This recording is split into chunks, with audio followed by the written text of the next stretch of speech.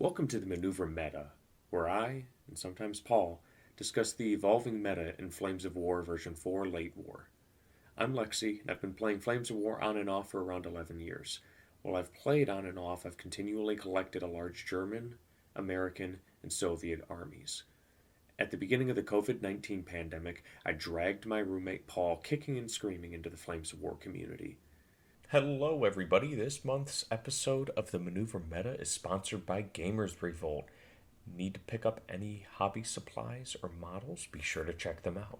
So let's declare our stance to maneuver and ready our reserves.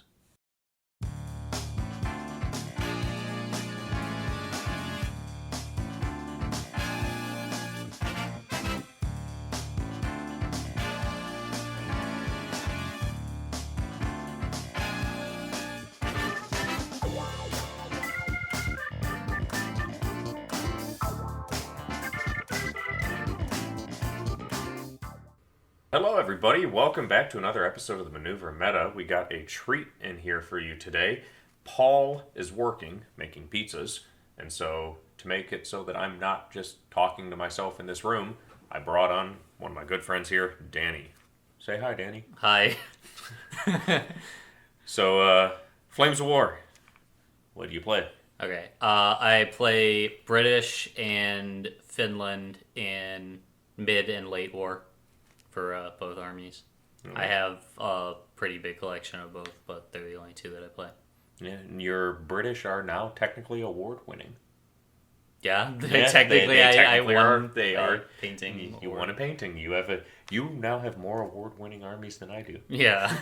That was with my SAS parachute squadron at Gen Con. I made a display board for them, and I had French resistance models that Lexi printed for me. Yeah.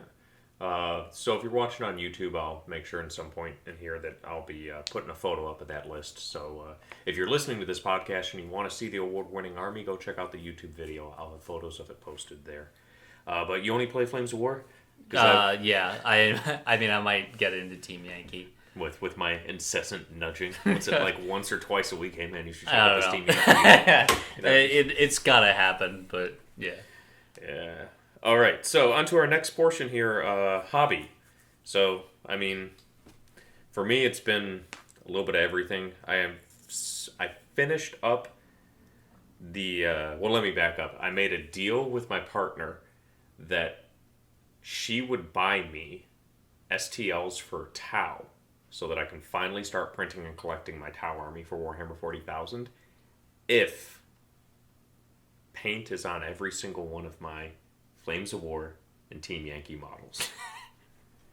And so the bit where she was reasonable was she said they don't have to be done. They have to be done to a level you are comfortable with where you can put them on the table. And so the way I'm doing it is I'm doing the base coating and the zenitholing so that it's ready to go for brush painting so I can take it off the shelf when a tournament's ready, like I was doing with my Panthers if you guys are following me on TikTok, watching the hobby streak going up, and paint them as needed. So I've been an absolute machine over the past few weeks.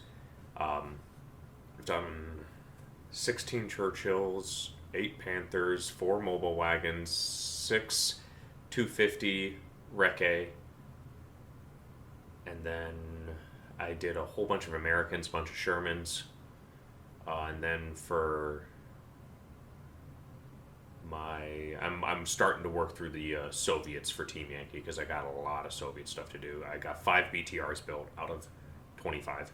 I got 25 T-55s to build. I got 6 Frogfoots. So needless to say, I got quite a bit. But I have gotten a massive dent in the collection, which you'll see on screen. I'll be sharing a photo here of my full collection. I did some, I guess you could call it fall cleaning, summer cleaning, I don't know, whatever time of the year it is.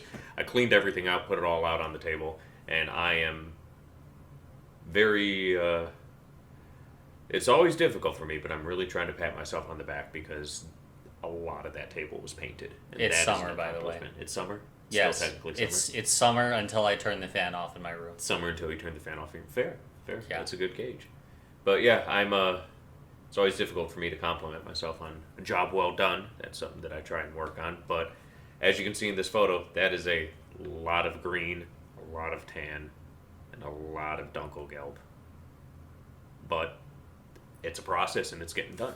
What about you, Danny? What have you been building, painting? Well, I have a backlog of things that I need to assemble now, and I've been working on that. I also have some, gun teams of various descriptions that I need to paint. So I've been working on those. 2 of them are Pack 40s for the only finish list that lets you have more than 2. The ever awkward double team unit. Yeah, it's a tragedy. Anyway, yeah, and also some heavy machine guns and stuff. But yeah. Yeah, you were playing those nests last time, kind of messing around with them. Yeah. But yeah, so we're both trucking along, both continually doing things, getting slaying the gray, as I've heard it put. That sounds so weird. Or I guess it wouldn't be gray, because gray's more GW, because Battlefront does that weird bit where they color their plastic to be the base coat for each of the armies. I don't know if you've noticed that, but each army has a different color base coated plastic. But some of them aren't the color they should be. They aren't, but they're different colors. The German ones are just yellow. Yeah, which is different from the British ones, which are brown-green, which are different from the American ones, which are brown. It's more than something like GW does. Yeah, GW is just flat gray. But anyway, so on to our next segment, which is just going to be an introduction here. I'm going to be starting to do a rules lawyer segment, because between myself, you, Danny, Paul, and a bunch of the other people in our play group, we tend to play on a competitive level, and some of the rules lawyering discussions back and forth can get pretty interesting, and little snippets of the rules that may be lesser known. And so for today's segment, I'm going to kind of do a Did You Know? And the Did You Know for today is line of sight for an artillery spotter is not blocked by friendly units at any time. Yeah, that one's true. Yep. That was one that messed me up for a long time, where I don't know if it was a misunderstanding or something, but I just played around it for almost a year and a half, 2 years. I just always gave a fire lane. Well, I mean, I really don't use artillery that much because I play one army with bad artillery and one army that can't afford it. So you never... Oh, man. I mean, in between me, my Americans for Flames of War played with a pretty fair amount of artillery. Yeah. My Soviets are an all-or-nothing artillery deal, where it's like I'm going to run a whole bunch of 76mm batteries, because then it's going to be, hey, I got 3 of these for 24 points. You can take care of 2 of them, but that third one's going to start popping you up. But then my Soviets for Team Yankee. Team Yankee artillery is very, very interesting. So I tend to use that a lot, even though they're only skill 5, which makes it rough. The army I play with the bad artillery is British, by the way, and I'll explain more of that probably when we go over the tournament I played in. Yeah. All right, so then into our next segment, which we'll segue there for the tournament. Battle Alley was this Saturday. Unfortunately, I was sick this weekend, so I wasn't able to attend. So I'll only be able to share what list I was going to be taking if I did go. But Danny went and took 3rd place, right? Yep, 3rd place. Took 3rd place. Good job on that, man. And you were playing British? Yeah, I was playing British. Okay. So the special rules that Battle Alley had set up, this is put on by Battle Badgers up in Wisconsin, one of the tri-state teams between them, us, the Thunderbolts, and then Indiana has Able Company. So this was up in Franklin, Wisconsin, in a bowling alley, which was kind of interesting. But from the photos, it looked like you guys were in the basement or something. We were in the basement of the bowling alley. It looked like it was a place that, rents out the basement to do events. All right, so like a little reception. Yeah, and actually the bowling alley was almost like a bar, too.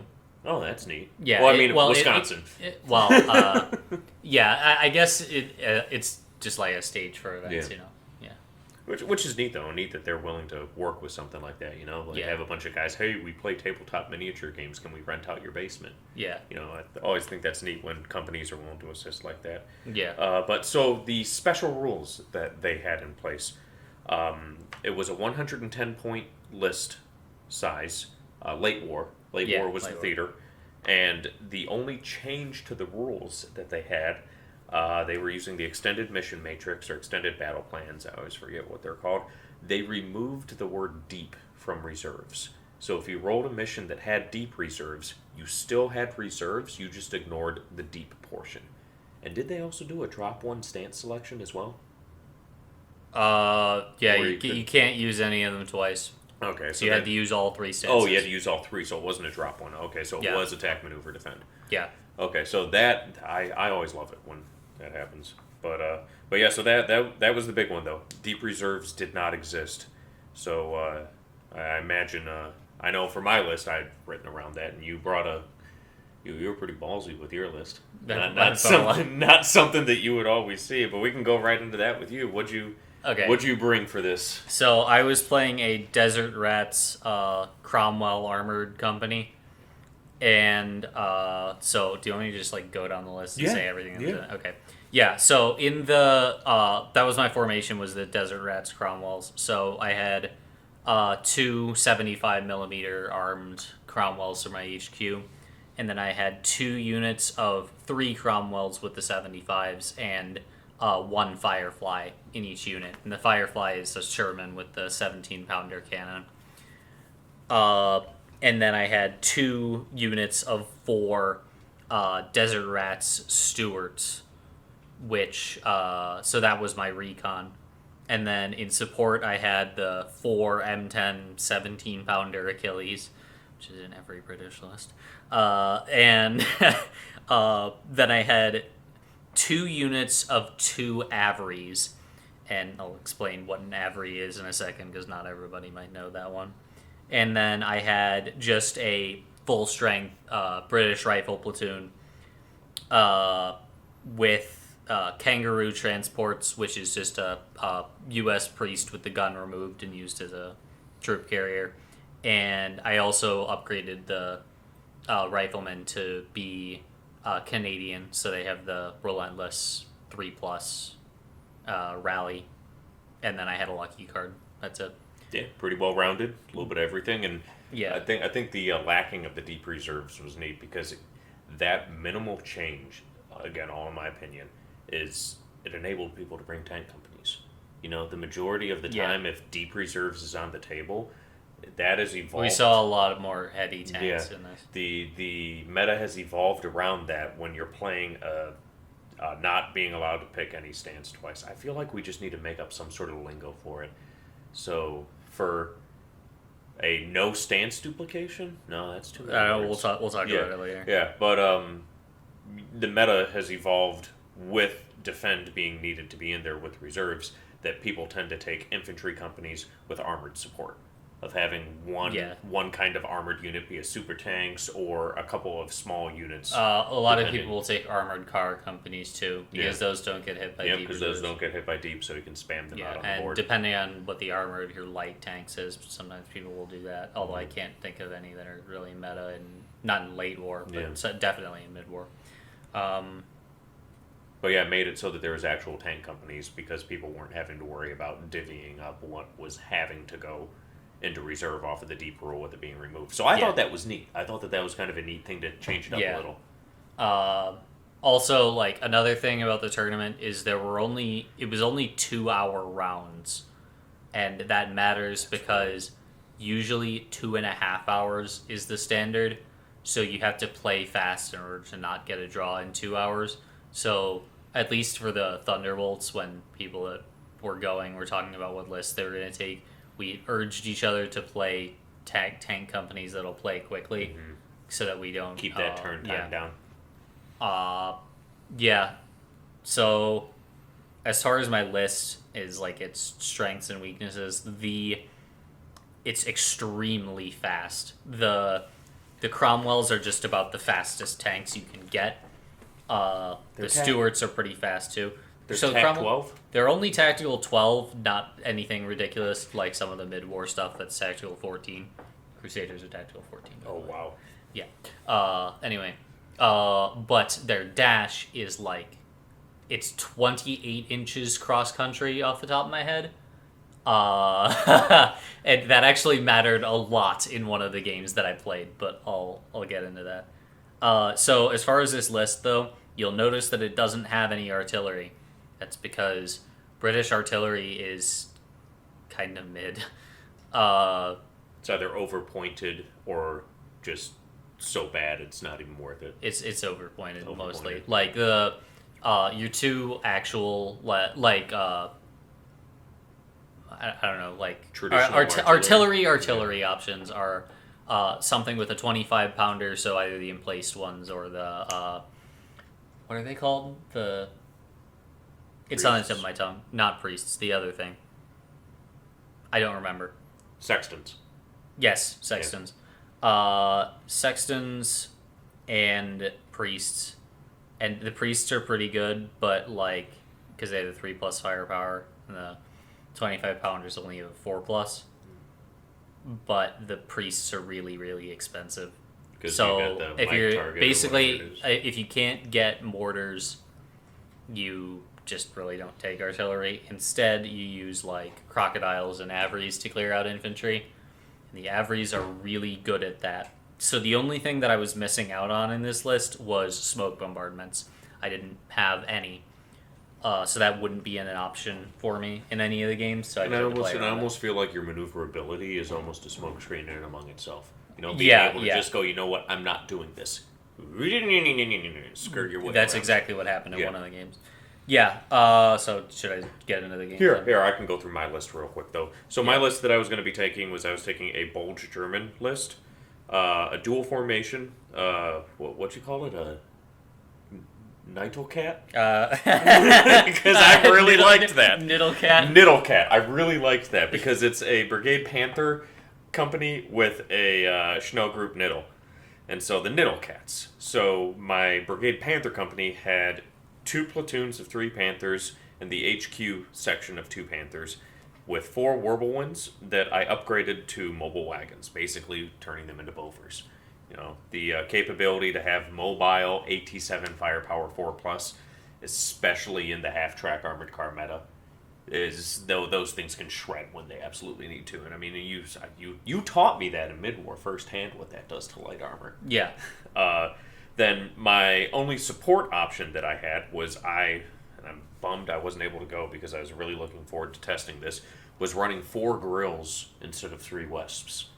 So getting the extra gun, the extra chassis, it's 4 vehicles instead of 3, a 2+ firepower instead of 3+ firepower, but no smoke bombardment. Yeah, their range is a little bit limited too. Yeah, but it's a long mortar. Not a big deal. I think it's 52 or 56 inches or something. It's a long mortar, like which ain't that bad. But then for the Nittle part of the Nittle Cat, it's a reconnaissance company, and so the way that I kind of finagled this into place was I took the HQ unit in a singular Puma, the 5-centimeter 8-rad armored car that they flew around in that looked like it was from the 1960s, even though it was made in 1940s. Then I had 4 sections of SDKFZ 250s, the little small armored half tracks that zip around with 2-centimeter guns. So 12 little armored cars. Then 2 units of 7 MG42 teams with Panzerfaust, reconnaissance platoons, and then a 4 model unit of mortars, 8-centimeter mortars in the half tracks, and then a 6 strong unit of the armored 7.5 centimeters, which is the short 7.5 from mid-war that they repurposed onto a half track for use in the late war. Stummels? Yeah, Stummel, something like that. Okay. And then the only other command card that I took was just Lucky. And so it was that was the list I was planning on running. It was very awkward for me the first few games, but I started getting the flow of it, and I really did enjoy it.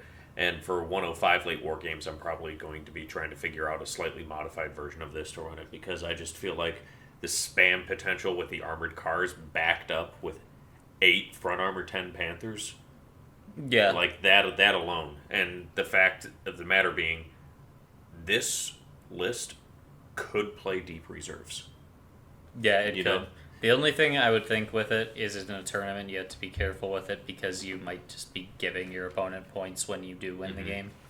Yeah, where you'll have a lot of 6-3s instead of 8-1s and 7-2s. Yeah. Yeah. But you need to get 8-1s in order to really play. Yeah, to get up there.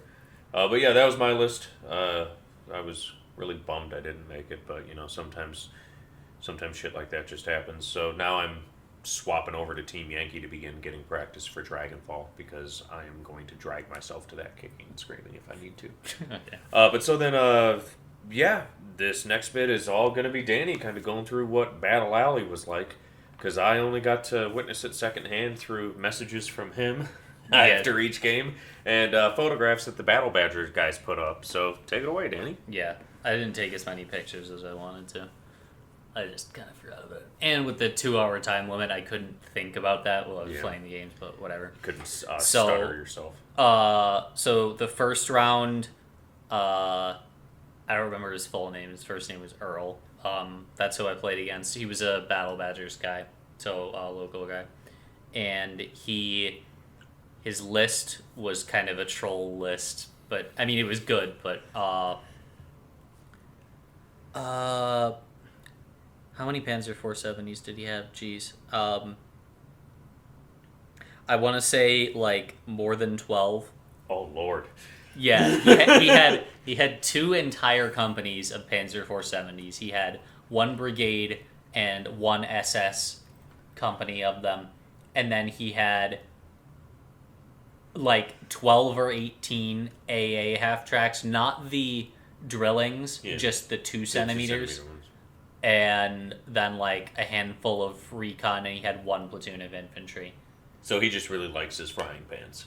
I don't know. It was fun. He was a good guy to play against. Anyway, so the board we were playing on had really bizarre terrain. Actually, the boards that the Badgers had were, like, so weird, and some of them, like, so dense in all the wrong places that it led to some really interesting games. So almost changing it up, making it so that you'll see what I mean as I go through this explanation. So this one had 4 hills, 1 in each corner, and they were like edge hills, like in the corner, like actually against the edge of the board. So there was no way you could go hull down on it unless somebody was like corner to quarter on you, like near the edge of the hill. All right. So they were basically hills that you couldn't hide behind. Yeah. But you could use them to get like a high vantage point over some of the fields that were in front of them. And then have the debate of, is it worth me putting a unit up here to take away concealment knowing that it's going to have the same return fire? Yeah, not that happened in the game. It didn't. But the real thing, though, was there were several tree lines down the middle of the board. But it wasn't exactly the middle of the board. It was about like 5 or 6 inches to one side. And the mission we got was no retreat. Yes, no retreat. It was no retreat. So, no retreat. Well, I picked defend, and he picked attack. For the stances? Yeah. I know I picked defend, and he picked something other than defend, so we got no retreat. I think you have to pick attack in order to get that. I think so. It might be a maneuver one, too, because I know the one has deep in it. I don't know. Anyway. But, of course, with the rules of the tournament, deep wasn't... Yeah. Wasn't there. So I, literally, I saw the board, and as soon as the mission was no retreat, I measured to see where the tree line was, and then picked the side that would put me behind it. Because in no retreat, your deployment zone goes all the way up to the midway point of the table. Yeah. So there was this tree line with only 3 or 4 decent gaps in it all the way across the middle of the board. So then I took my 5 minefields and lined them up on one side so you could only attack along one side. Pretty much. Otherwise you would have to go through the minefield. Which... I kind of like that with tables, though. When they make tables that are not exactly balanced, so to speak. I don't know how much 40K you've looked at with 9th edition, but there are actual recommended pamphlets for table layouts so that the tables are equal in terrain, which personally, I'm not a huge fan of. I love uneven tables. Yeah, you're gonna have to. So that you have to either figure it out, because that for me that's a level of realism. Actually, when I play. played 40K in like 7th edition, I got so tired of every table looking exactly Yeah, the same. yeah, and that's one of the and that's one of the things I love about Flames of War, and not just the table, but the missions. Yeah. You know, the missions. Every single mission is going to play differently. But I really personally enjoy that when a tournament or a store that's playing games or something puts it out where this side of the table is obviously going to favor the defender, because that's part of the game. Yeah. So, anyway, he had all those Panzer 470, but they only have a 5+ cross check. That's right. So he couldn't go through the tree lines, or at least he decided not to. So he basically like lined up the Panzer 470s all the way across the board, like even behind the minefield, and tried to like get shots on the things that I did put up against the tree line. And I almost lost all of my Stuarts by actually doing that, because like I stayed gun to ground on the first, like my first turn was literally I moved my HQ to the other side of the board where it would be safer, and I said like this may come as a surprise, but that's my turn. Go. And then the next turn, the half tracks moved up. Yeah. The Stuarts shot at them, and then failed their scoot and shoots. And then the Panzer 470 shot at them, and I lost 2 Stuarts and got a bunch bailed out, so I kind of lucked out. But he didn't. He was hesitant to advance his things anywhere like past the minefield, pretty much. Besides the half tracks and everything. So, and if he's playing brigade, he's sitting on not a good skill, not the veteran German skill where he can actually kind of do something. The SS ones, I think are trained. I can't remember which ones it was, but some of them actually did end up going through the minefield out of desperation. Honestly, I think he should have just like parking lotted the other side and said the ones that get through the tree line are the ones that get through the tree line. But anyway.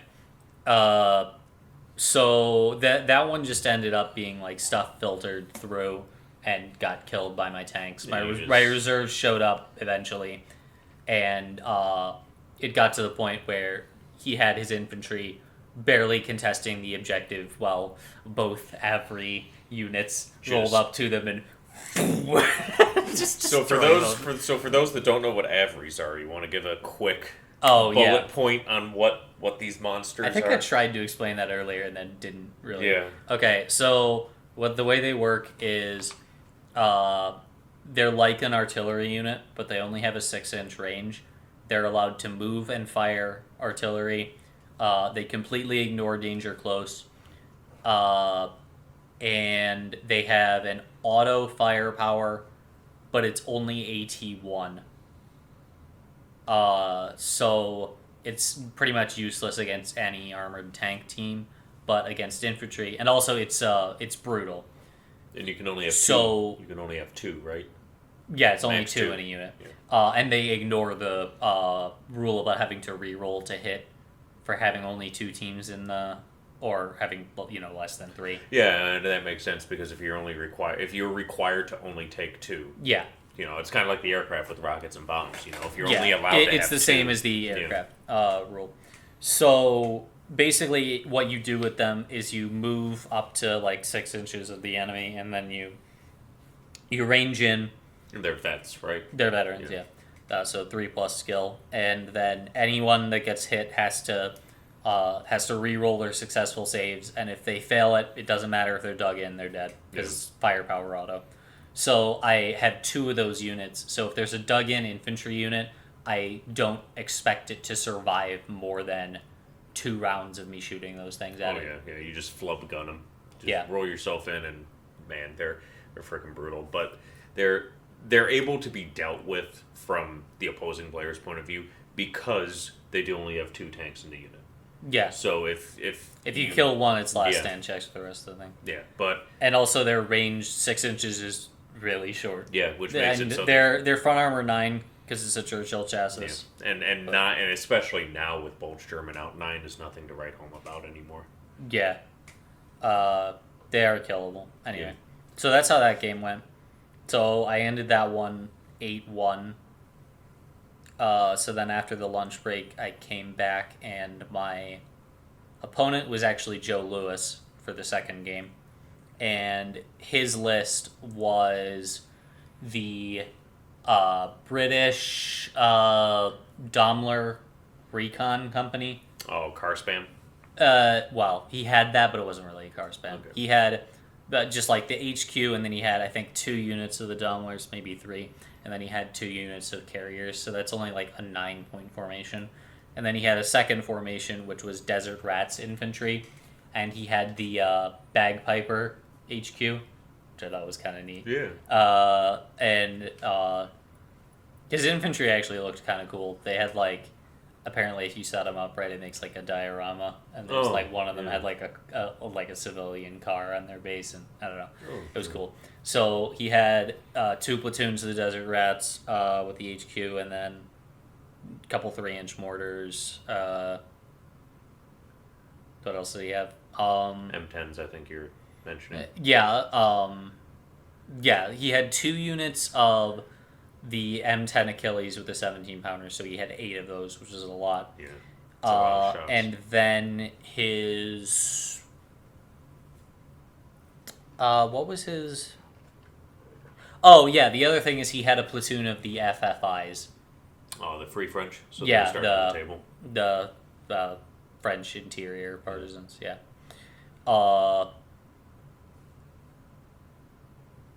Okay, and then his last unit was a completely maxed out unit of U.S. Bolt Shermans.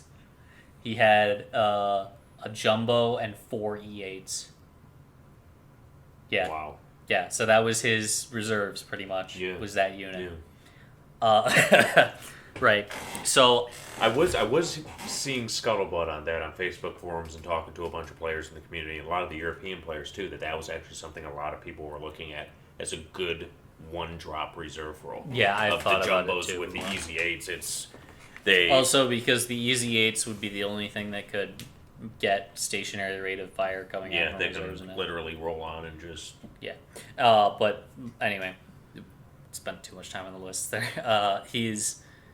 So I had already picked defend, so I couldn't pick defend again because my goal here was to not get ambushed by the Achilles. I went to great lengths to have it happen anyway. So I picked maneuver. So at least I figured that it would be easier to mark the ambush in a maneuver mission. I'm getting there. Okay. Because he picked defend. Not surprising. And so the mission we got was breakthrough. So breakthrough is the one where the most common mission. Is it? Yeah, it's 8 times. Or I haven't done the check with a new mission matrix, but on the old mission matrix, it was present 8 times. Wow.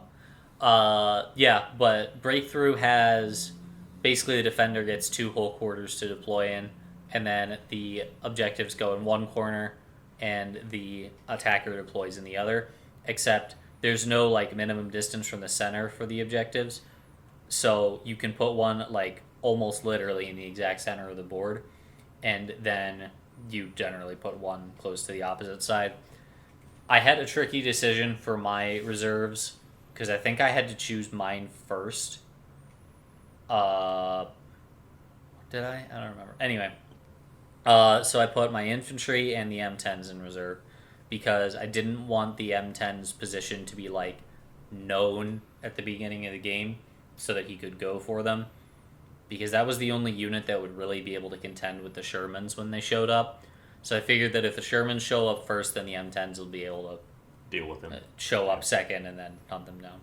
It didn't work out that way, but actually both units survived the game. But anyhow, so he deployed with 1 unit of the Desert Rats and the FFIs, both like on either side of the objective in his deployment zone, so he was right on top of it. And there was this like little alley between 2 buildings where I could basically just barely fit both units of Averies, but not more than that.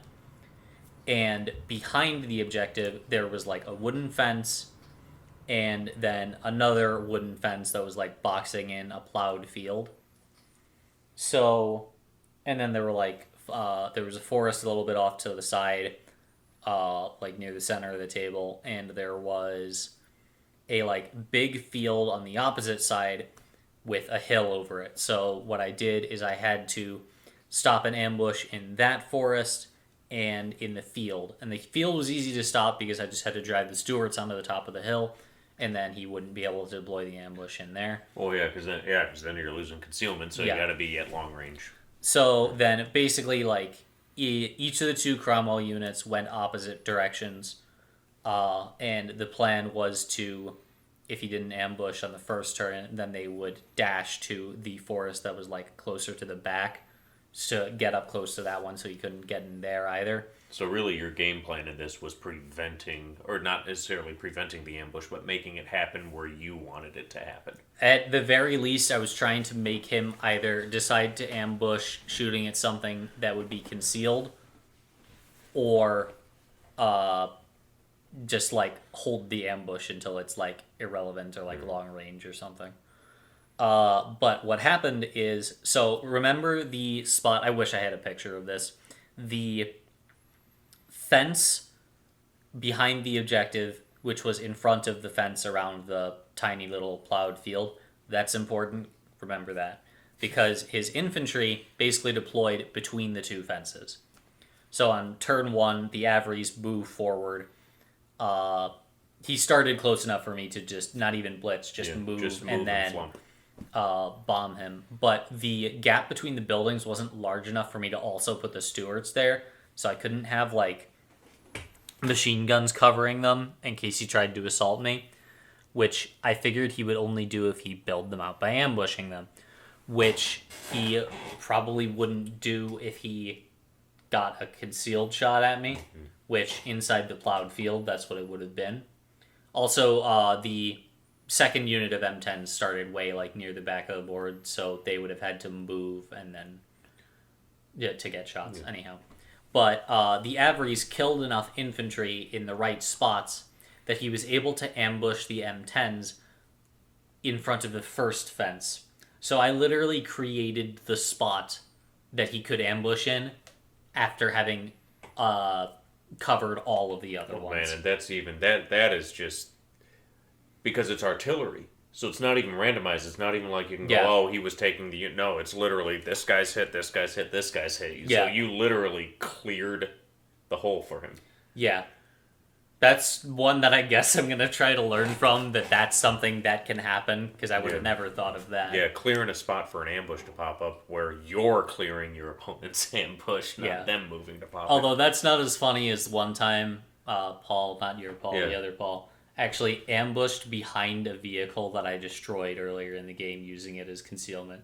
That would work. Yes, that does work. That does work. Oh, I don't know if the Pac 40s just burrowed out of the ground and then ambushed me. But anyway, so then for that game, the Achilles ambushed me, and basically they bailed out 3 of the Averys. He actually split his shots. He shot 4 shots at one unit and 4 shots at the other. And he bailed out 3 of them and killed 1, and then the infantry assaulted me, and because of the buildings being where they were, I couldn't defensive fire with them. Yeah. So, that killed all the Averys. That wasn't the end of the world, though, because if I could kill the Achilles that had ambushed, then my tanks would be able to move in and maybe and just pure numbers at that point. Yeah, I mean, the British infantry, and also, that's the other thing with Cromwell's, they're terrible at assaulting because they're base reluctant. So I basically need him to just fail his counterattack, which wouldn't happen while the HQ is alive, but anyway. But then on my next turn, when I shot at those Achilles from like every angle with the entire tank company, I just didn't roll well enough, and they survived. Which sometimes that's the name of the game, you know? Yeah. So then his reserves showed up, and the Achilles were shooting back at me, like 2 whole platoons of them, and that pretty much sealed the deal. So at that point, I was just playing to get points. You got your 3, which though? I actually did. You got your 3, so I took out the Daimler HQ and one of the Daimler platoons, and I actually eventually did get that 1 unit of Achilles. I almost got the other one too. So that was 3 units. That was 3 points.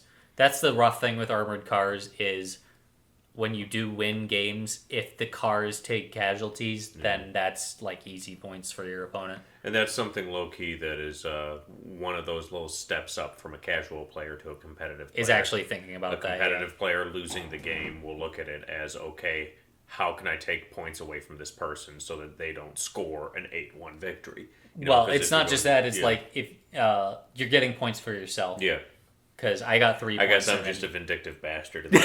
Say, if you're taking me down, I'm taking as many of these with me as I can. No, if I lose, they can have as many points as they want. Actually, if I'm in a game where if the game went on for as long as we wanted and I wouldn't be able to actually win, once I get my 3 points, I concede. Yeah, which makes sense. Rather than letting it being a 3-3 tie, that's spiteful.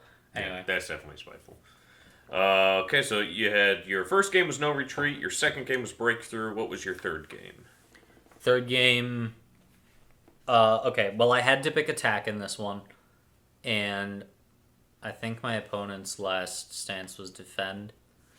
So I'll go over his list, too. I don't remember his name at all. But which is weird because he was actually my favorite opponent that day. He was fun to play against.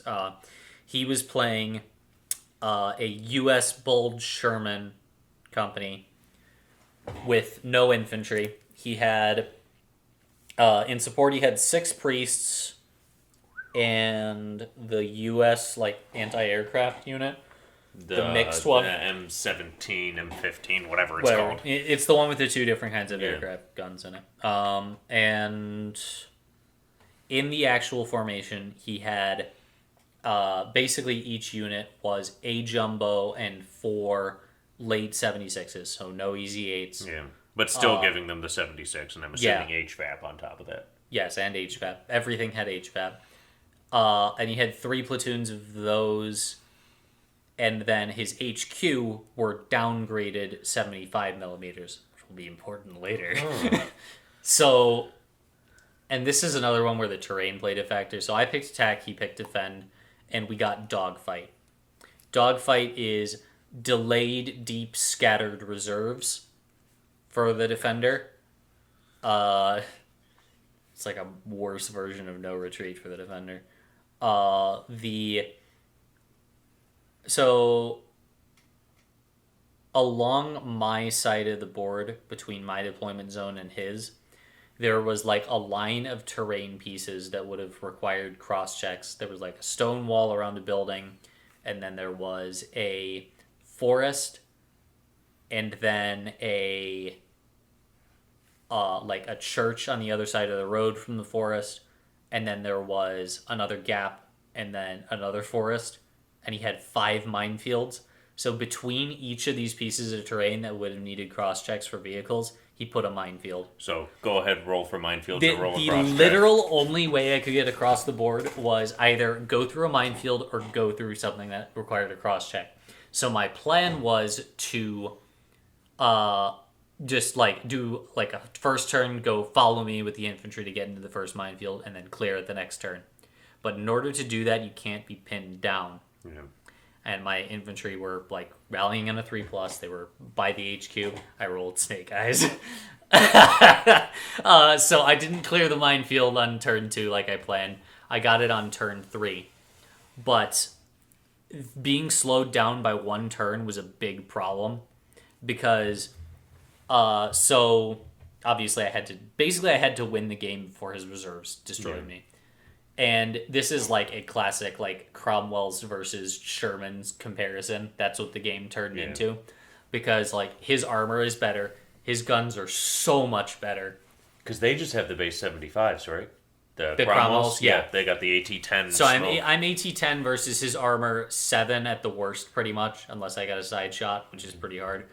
And then the jumbos I can't touch. And then the HVAP Sherman 76s are AT-13. Yeah. So you're not even rolling saves. And because of the jumbos, even all the 17-pounders that I had in that list were unreliable against him. But it was enough to slow him down by bailing out a bunch of tanks.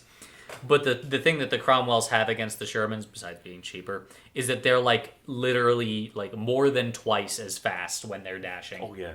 28 inches is 28 inches. Well, not more than twice as fast, but yeah, 28 inches versus 18 inches is the fastest the Shermans could ever go.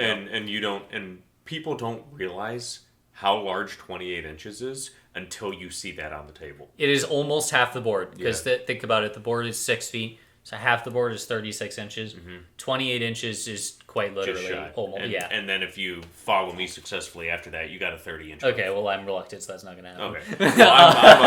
Well, the way I learned I'm still going to try. Yeah, the way I learned how crazy that was playing against roommate Paul with my Soviets. Yeah. Because T-34s have the same Cromwell stats. They got a 28-inch cross-country or something, or it might be 26, but obscenely long, where it didn't really... it didn't really calculate in my head how long that was until I had a game where it was, I need to get over there, and I went, that's going to take 2 or 3 turns. Wait, I'm almost there after 1 turn of dashing. Yeah. You know? So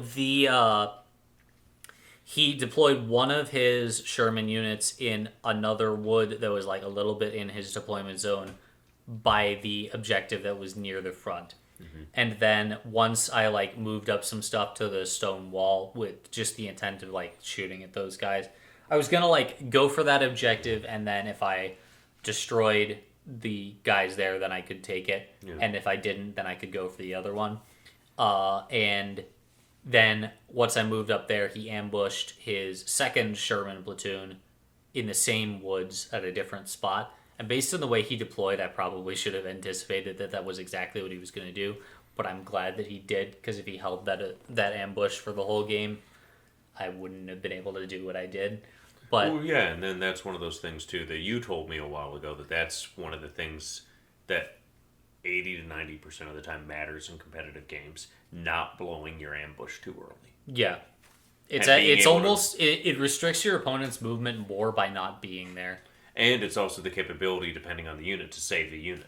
Yeah. You know, being able to, quote-unquote, deploy one, and then, okay, it's turn 4, 3/4 of my list is obliterated, half of my opponent's list is obliterated, here's a full health unit ready to go. Yeah. Exactly where you want it to. That's also why marking the ambushes so that they can't go in the right spot is important when you're attacking. But anyhow.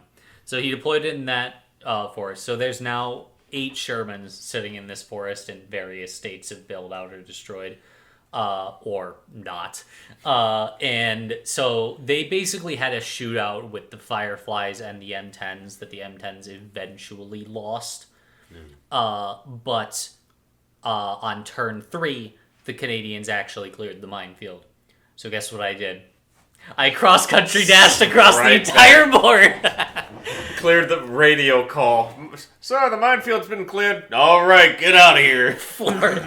So it took me 2 turns to get all the way to the objective in the back edge. Which still he couldn't do.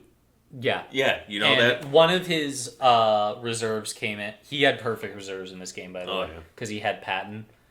His first turn, he got the Shermans in, except they came on the side near the front objective. Yeah. And so they obliterated one of the Stuart units that was trying to dash over there. So that was an unfortunate casualties, but... That is something that I really... That card is literally the reason why Americans are such a close option in my head for competitive play. The capability to re-roll your reserves, just as a rule, is so good because I think it's 70% of the missions on the Matrix use reserves. And being able, it should be, but as it should be, but being able to do it better. But then it's sad violin when it doesn't work like in our game. Where well, in this one it did work. Yeah. So, but even with his reserves coming in perfect, like turn 3 when he got rolled for it first, and then he got both of the other ones in turn 2, which was the priests and the AA, by the way.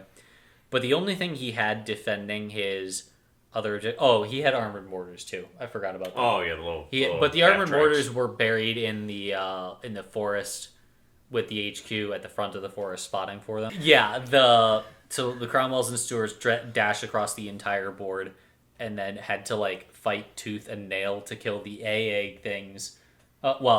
stop themselves from being killed from direct fire by the priests. Imagine that.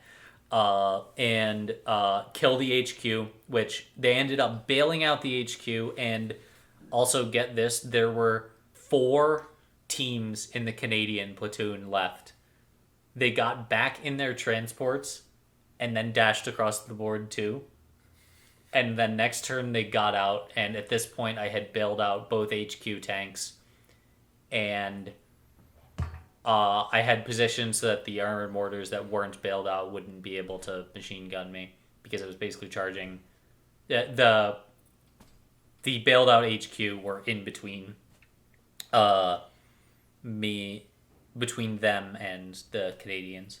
So then the Canadians assaulted them and captured the bailed out tanks and forced the armored mortars to fall back. Actually, it destroyed them too. So the only they thing... They failed their cross checks or something? A lot of them were bailed out. Oh, okay. And so the only thing that was contesting the objective at this point was the AA guns. And he moved up a couple priests to contest it too. But at this point, I had 1 tank in my HQ unit left. The Fireflies just stayed behind, by the way, while the...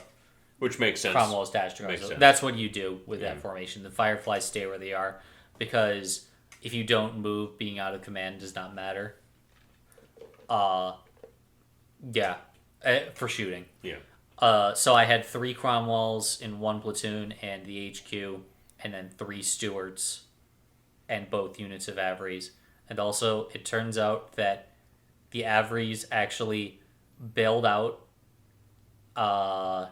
2 vehicles by shooting them in their side armor with regular machine guns.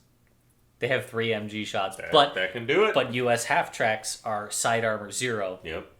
So if he rolled a 1, then I don't need to get the 6 firepower to bail him out. Yep. And then, of course, so on that turn, then the Canadians assaulted the bailed out AA guns, and then that was the game. Yeah. So I took the objective. Yeah. Not bad. Overall, it was a really close game. And those games can be a lot of fun too with a nail biter, and especially and that last game I feel is a perfect representation of what their special rules did. You go to any other tournament in the country, would you see a Desert Rats Cromwells fighting against a Bold Sherman? No, not really, but that's mostly because Cromwells are bad. Well, still though, overall, you'd be seeing infantry with. And granted, I do enjoy that because that is pretty historical. The competitive lists are within reason. I'm going to have some button counters getting ready to stab me. They're relatively historical in terms of infantry or armored infantry with some tank support. That's how units tend to. I think there are actually some tank companies that are in meta though. Yeah. Like the Niddles, the Niddle Cat. Yeah, the Niddle Cat. Yeah, definitely the Niddle Cat. There's a lot of them actually. Like some of the top lists at Gen Con were U.S. Shermans too. All U.S. Shermans. That's right, because they can get so. There was at cheap. least one. I think the top table was Niddle Cat versus Shermans. Niddle Shermans. Makes sense because you can do some. I mean, and just with how Bulge American is written, the jumbo in the unit is really good. Like it's insane how hard it is to actually kill that unit when you. Your shots keep bouncing to the jumbo. Yeah, and it's just a Swiss Army knife in terms of unit composition. Yeah, it also helps that Americans have the best artillery in the game. Yeah, they're able to actually properly support it. Yeah. But yeah, overall, like I said, I think at the beginning you took 3rd place. I took 3rd place, yeah. Which is solid. Because I had 8 points in the first game, 3 points in the second game, and 6 points in the last game. So my final score was... I don't know. 8, 6, 3, 9, 17. Yeah, 17 points. Yeah. So yeah, that's pretty solid, especially for some of the names that were there too. Yeah. Yeah. So hell yeah, man. Well, that's really all I got for it because I just got to sit on the sidelines and watch. But we'll be making a shift into Team Yankee here over the next few months. I got a tournament I'm hosting at Grognard Games in Roselle. 80 points, Team Yankee. So if any of you are listening in the area and you're interested, check it out on Facebook. I got an event made. I've posted it in all of the Team Yankee groups I'm a part of and the local groups as well. It's a $10 buy-in. Grognard is a great store. They do real good with prize support and such as well, making making it worthwhile to come out. And it's a relatively easy location to get to in terms of interstates. I mean, it's Illinois interstates, which are going to be bullshit, but you're not going through back roads like some places you got to get to. Yeah. So September 24th, list submission is the 16th of September. The Friday before the tournament is when lists are due. So feel free to check that out. And as always, if you're liking what we're doing, please check out my Patreon. I'll have that link down below. Lowest tier is just $1 a month, guys. Every little bit helps so that I can keep doing this for you guys, giving you content and doing what I love. So I guess with that, thank you all for listening. Comment, like, subscribe. We enjoy hearing feedback because that's the only way we grow, right? They can't see you nod. Okay. For those who missed it, that was a nod. I don't know if my mic picked up his neck creaking as he nodded, but that'll be all. Signing off. We'll see you guys next time.